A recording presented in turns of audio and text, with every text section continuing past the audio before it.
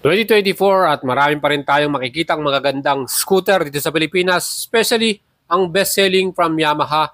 Yan po ang Mio Aerox. Meron tayong standard version at meron tayong S version with ABS. Kaya mga idols, meron din tayong bagong model na nilabas from Pecon Motorcycle. Yan naman po ang ating titignan at i-compare head-to-head dito sa ating paboritong Mio Aerox. Kayo na pong balang humusga. Ano ba ang mas pipiliin mo dito sa ating dalawang model na to?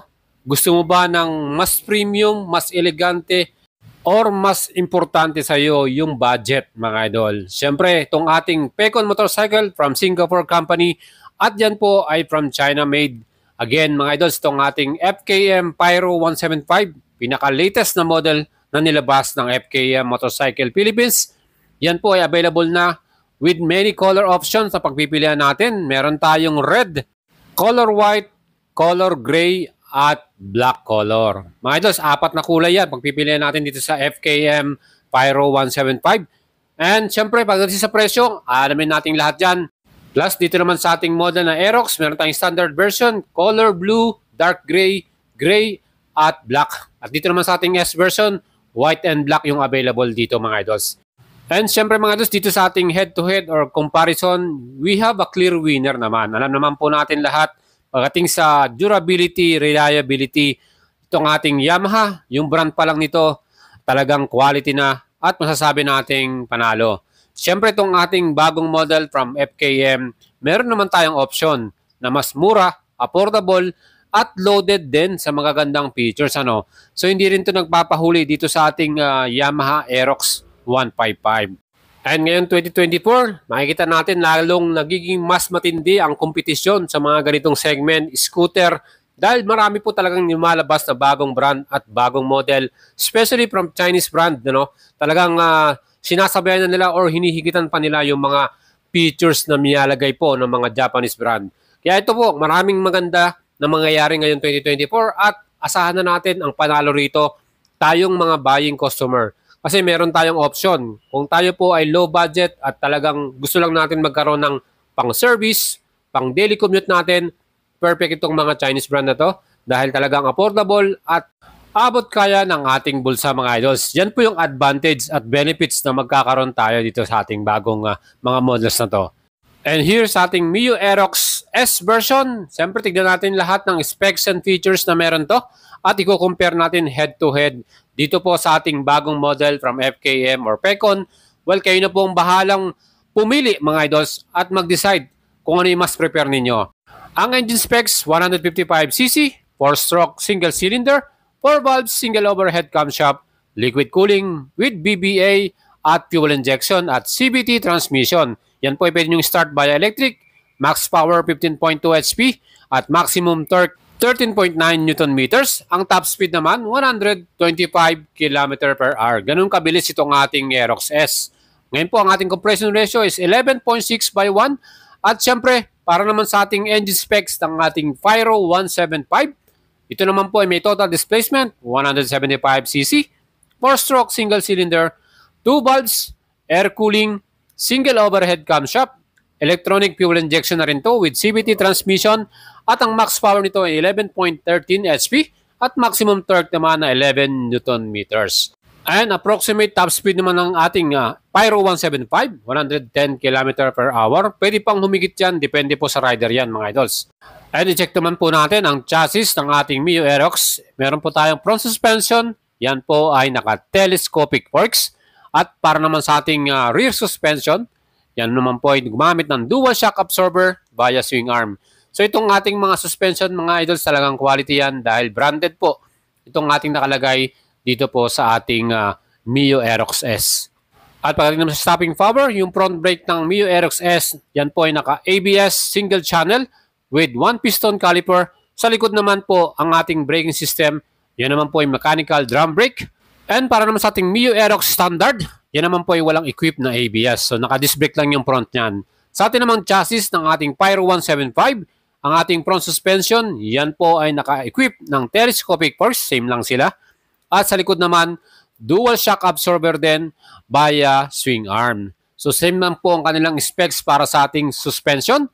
And Pagdating naman sa ating stopping power dito sa ating Pyro 175, naka-disc brake yung front ito, hydraulic yan with 2-piston caliper at equip po ito ng combi braking system. So naka-combi braking system yung ating stopping power dito. Ang kagandahan dyan, yung ating rear brake, naka-disc brake din po ito, 2-piston caliper at with CBS din. So naka-disc brake po pareho ang ating Pyro 175. So dun pa lamang lumamang na at may advantage itong ating Pyro 175. Pati naman sa ating mga wheels at gulong, alloy 6 spokes, 180 by 14 inch, Yuansing brand yung kanyang tire at yan po ay tubeless. Ang ating naman likuran ng sukat, 120/70 by 14 inch. Kagandahan yan, meron tayong rear mudguard na naka-equip dito sa ating Pyro 175 mga idols. Siyempre ito namang ating Mio Aerox, ang ating namang tire, alloy 6 spokes din, same sila ng design. At ang ating namang gulong dito, IRC tire, tubeless din, 110/80 by 40 ng ating front. Sa likod naman, mas malapad, 140/70 by 14 inch. So mas wide yung mga tires ng ating Aerox at siyempre panalo yan. Wheelbase naman natin na sukat ng Aerox 1,350 mm, ground clearance 145 mm mga idols, may kataasan din. At siyempre yung ating total weight, curb weight 124 kg para sa ating S version. Ang ating namang standard version ay 122 kg, mas maganto. Ang ating namang sukat ng seat height 790 mm. So ito po, average Filipino rider, kayang-kaya naman itong i-rise to. At meron din tayong napakalaking large compartment.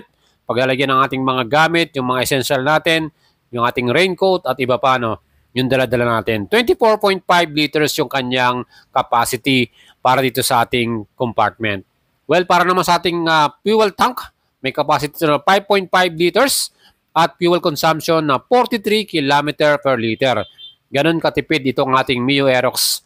Plus, equip din tayo ng smart key system para dito sa ating Yamaha Mio Aerox S version. Sa ating namang standard, yan pa yung naka-ordinary key. Katabi na rin yung ating bukasan ng ating fuel at upuan.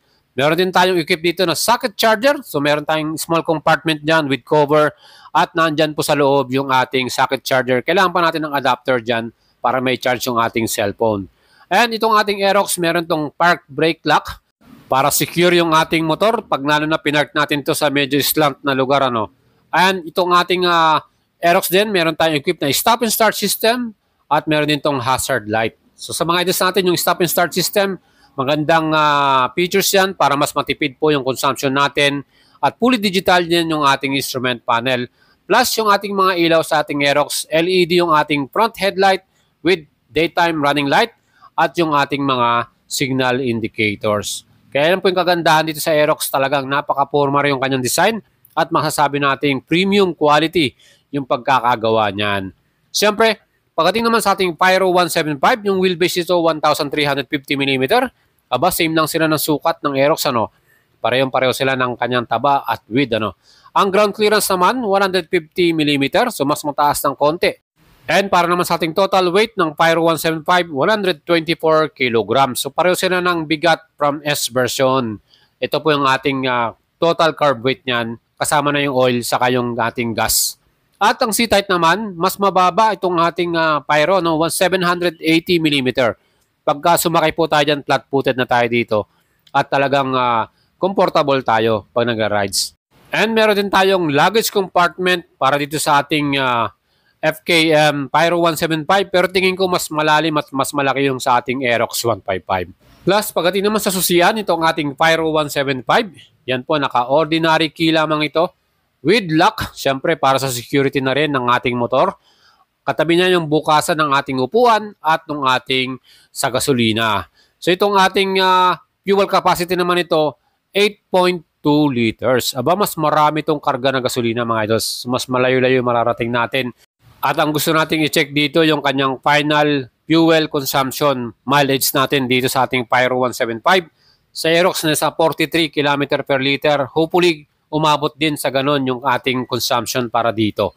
At yung ating namang left compartment, meron na siyang USB ready. Hindi mo na kailangan ng adapter. So, perfect yan.